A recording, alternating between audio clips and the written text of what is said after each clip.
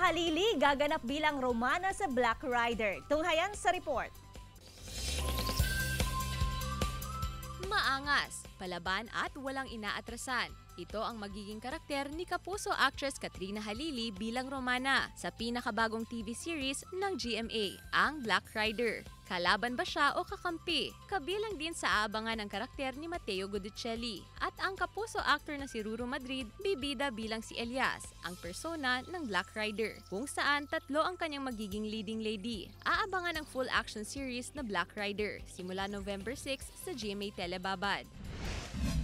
Hindi ngayon alam ni Carding at Monique kung saan magtatago dahil sa dalawang grupo na humahunting sa kanila. Pero sa gitna nito, madidiskubre ni Monique ang maitim na balak ni Gilbert na ginagampanan ni Juancho Trevino. Habang tila mas lalo namang napapalapit ang loob ng dalawa dahil sa mga gusot na kinasasangkutan nila. Sundan ang mga nakakakilig at maaksyong eksena sa maging sino ka man. 8 p.m. pagkatapos ng 24 oras. Gab De Luna para sa Mornings with GMA Regional TV.